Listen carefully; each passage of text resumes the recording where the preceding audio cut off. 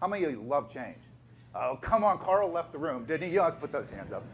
Yeah, what we found about people that love change, the following is usually true. I understand the change. I believe it's needed. I'm bought in. It's the right thing to do.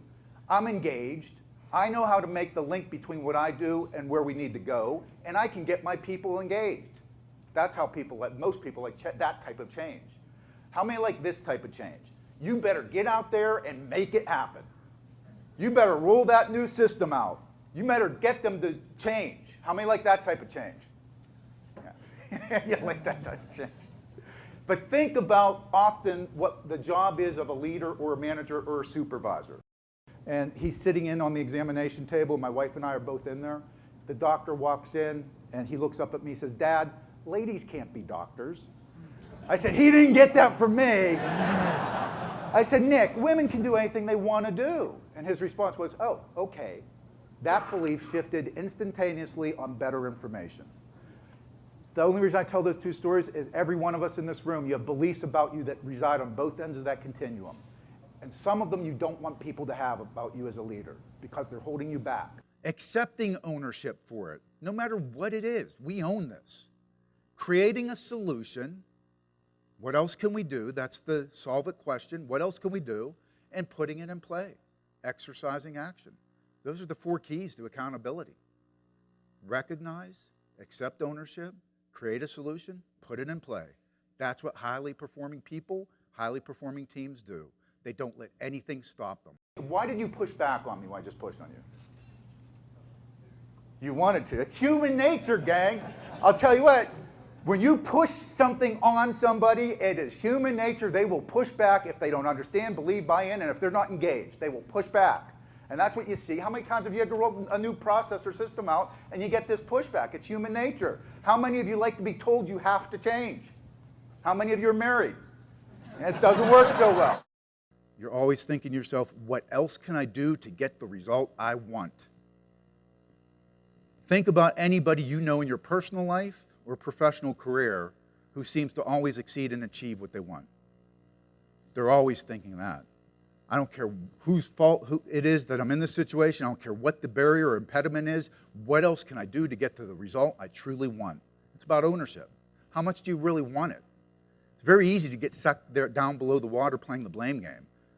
It's like I talked about, it's a gravitational force that pulls people there. It's like a crystal clear turquoise pool. All your buddies down there sucking down margaritas saying, dive on in, this is great, nothing we could do, not our fault. It's easy to go there. It takes a lot of internal fortitude to realize when you're playing the blame game and taking the keys to accountability to move forward. That takes a lot of internal fortitude. On the count of 3, I want us all to clap so it's one gigantic, simultaneous, thunderous clap on the count of 3. Are you guys ready? 1, 2, 3. Let's try again. 1, 2, 3. Now, you knew what I was doing, and I still got 75% of you. Here's the point. Were you following what I said or what I did? People are going to watch what you do. Words are cheap.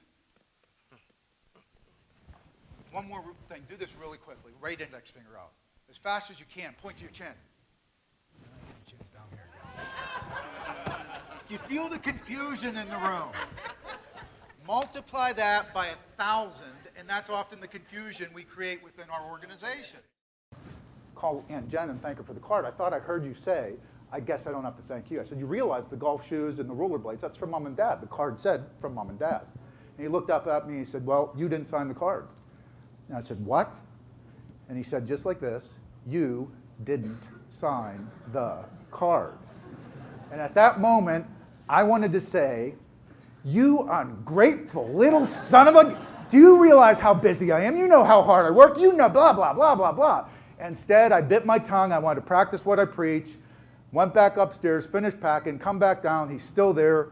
I said, hey, Nick, what did you mean when you said I didn't sign the card? And he said, well, Dad, evidently, I'm not important enough for you to take 10 seconds from your day to sign this yourself. And it hit me like a ton of bricks. And he wasn't saying it to be a smartass, excuse my language. He's a thoughtful, considerate kid. He gets that from his mother. So let me ask, where do those beliefs come from?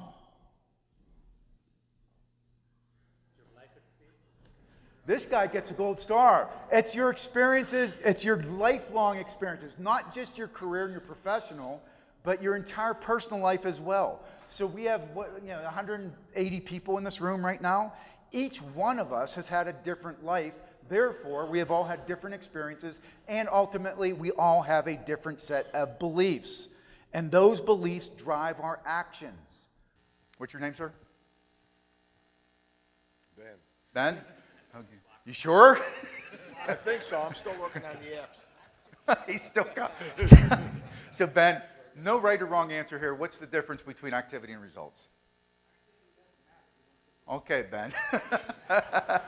What was this? I like it. Shout it out, Rich. Activity doesn't matter if you don't get the result. Activity doesn't matter if you don't get the results. I like that. Any other comments here? Yeah, we would say this, that activities or actions people take that lead to results. So let me ask you this. Does all activity produce a result, Walter? Yes, it does. Walter got it right. Most people say no. This guy's a genius. Because even if I do nothing, do I get a result? Yes. You damn right you do. It's not the result you want, though, right? No. We tend to think of only the positive outcomes of taking actions. The reality is, the results are the desired and undesired outcomes of taking actions. So the only reason I put that up there is we want people focused on the result, not activity. Activity in and of itself will not necessarily produce your desired result. All right, so let's do that again. How many saw 3? Still 3. You 3s are Klinger goners, huh? 4. You 4s just have not changed a bit. 5. A lot of 5ers out there. And 6. About the same. 3, 4, 5, 6. One more time, gang. Here's what I want to point out. I'm going to talk about this while you're looking, because those of you, just bear with me for 1 second. I'll point them out to you in a second. Guys, just bear with me for just a second. I'll point them out to you. The key is this. I can leave that up there, and those of you that saw 3 first, those that saw 4 first, those that saw 5 first, you can look at this all day long, and you just won't see the other ones. You won't. And the point is this. Individuals, we hold on to our truths with all the force we can. And if we believe that we don't have to change, guess what? Not enough force in the world will get you to change. We all looked at that paragraph, and I showed it 3 times, and all of us stuck on what we knew because our own truth is so important to us that we're not open to seeing anything other than it. There's actually 6.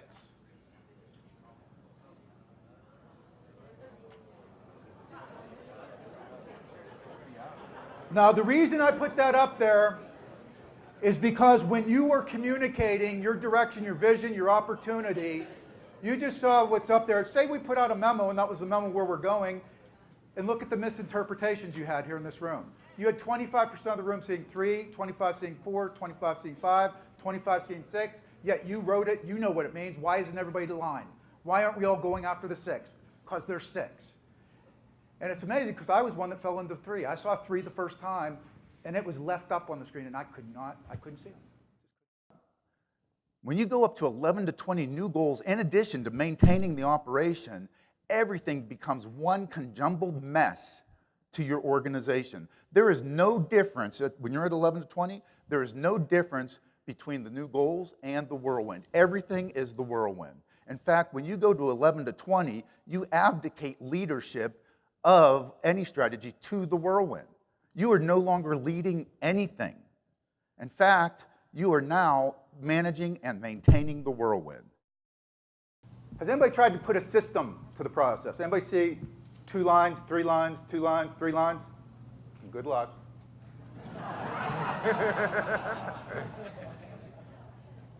How many have in their mind, as you're kind of on chaos right now? What happens to your mind when you're on chaos? It tends to shut down, right? All right, so what I'd ask you to do is with the new system, By the way, anything you used or wrote down or took pictures with your phones, which I saw, you can't use it. So flip over any notes. Now on a clean sheet of paper, flip your other one around. I need you to write down this number using the new system. Using the new, and by the way, if you get this right, you get to keep your job. So it's kind of funny because trying to get a senior team aligned around what are the one or two things right now, it's not an easy thing to do because there's a lot that's important. And sometimes it gets into these value arguments. Like, don't forget why we're in business, it's bottom line, people. And some say, hey, what about top line? Some, hey, we're all about quality here. No, what about customer experience? No, it's safety. Have you ever had to tell somebody that their loved one lost a finger? It's not a values argument. For example, in the airline industry, what's the most important thing in the airline industry? Safety. It's critically important, right? It's not a good WIG or wildly important goal. You know why? They already do it really well. It's the value they hold most dearly, but it's not a good, wildly important goal because they do it well. It's critical, it never goes backwards, but it's part of their whirlwind. It's part of that balanced scorecard. When the light comes on and there's a problem, they fix it. But they do it well. They don't need to apply the principles to it. The mindset here is if everything holds in the whirlwind, if everything holds, the life support, everything we're doing, which is vitally important, what's the one or two things now that moves us forward? And that's where we go after and execute flawlessly using the 4 principles. Brand you. Every one of you in this room has a default brand. In other words, it's just how people view you. We all have a default brand. And we achieve that brand based upon the experiences we create for people around us. If you want to know how people truly view you, here's a challenge. Most people don't do this. But if you want to really know how you're viewed by your friends, your family, your peers, and your boss, go out and ask 10 people, 5 at work, 5 in your personal life. Ask them for 5 words that come to their mind when they think about you. Collect all the words from the 10 people. You'll have a total of how many words? 5 words from 10 people is what? There, you guys are on, you're awake. So you'll have 50 words. Look for the common themes. That's your brand. That's how people see you. Some of us will collect those words. You'll look at it and you'll say, hey, that's what I was hoping for. That's what I wanted. Some of us will collect the words and there'll be stuff on there that you're thinking, wow, I don't want people viewing me that way. Do you see when we put some process and a system around that change, your mind's almost released. And you say, I get it. It makes sense. I'm in. I can do this. That's what exemplary leaders will do for their people. They will paint such a crystal clear picture of the future, of where we can be, that people will dive in and suck it up and say, I want in. How can I help? You create a want-to environment rather than a have-to, a pull versus a push, a get-to rather than you're forced to, a commitment versus compliance. Effective leaders paint such a crystal clear picture of the future, your people will suck it up and they'll want to be involved.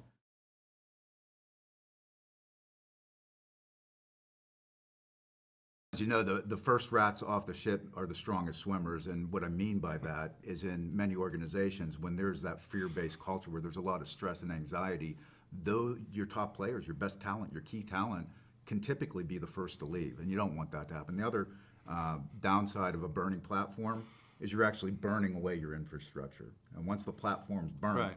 So when we focus on the Your assets positive and the disappear. possibilities, it's, you know, people naturally come to work wanting to excel and do well. And we can give them clarity on what's the opportunity, not only for the organization, but how it's going to impact them personally, how it can benefit them, how it can make their lives better. People tend to really grasp onto that, and they will become I'd like to say that our work actually allows people to self-actualize. The issue here, as a manager, supervisor, or leader in this room, when you look at that model, where do most managers, leaders, and supervisors focus? On the nevers. Don't do it. You're wasting your time.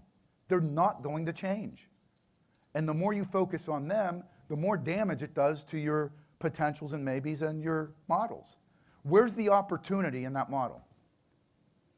It's the maybes. They're on the fence. That's the group that if you can get them to buy in And if you move that bell shape just 5 degrees to the right, has exponential impact in any culture. You get some of those maybes to become models, man, you're going to accomplish some amazing things.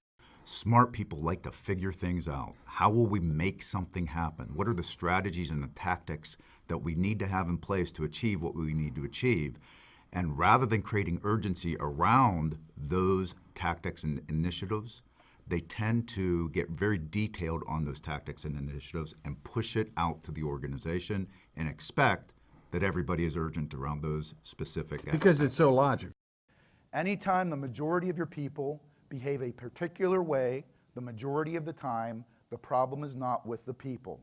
It's with the systems and the processes, and the leader has to own that.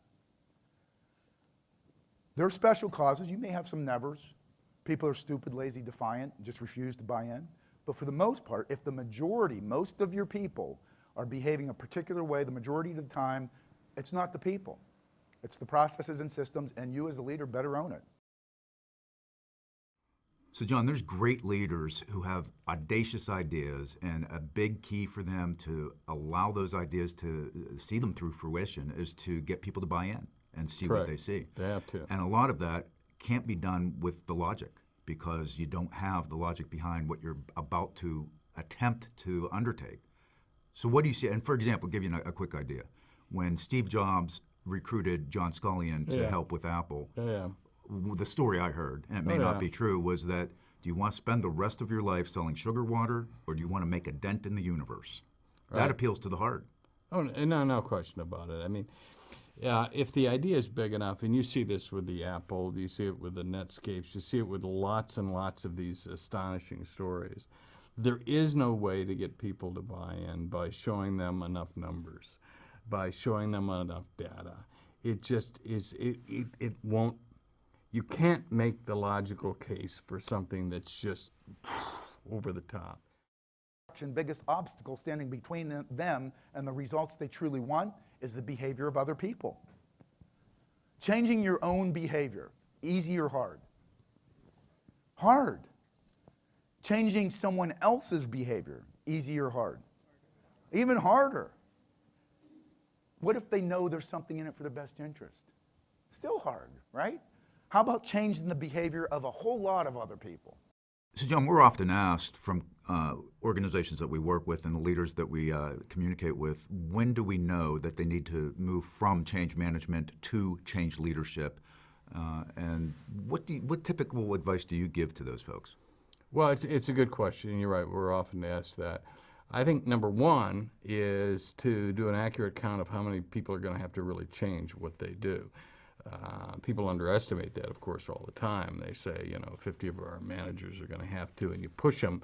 And then, well, okay, yeah, a lot of people in the sales force are going to have to do, and oh yeah, IT people, and you start adding it up, and it's a much larger number. If you do that honestly, I think when you cross maybe 20% of the total population you're dealing with, it starts to become shaky on just doing the change management stuff.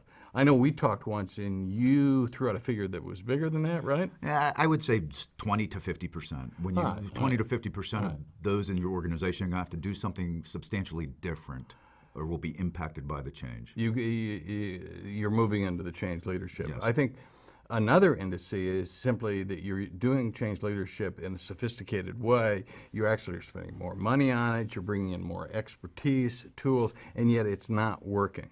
And oftentimes we just know that when the stakes are extremely high, that's another indicator.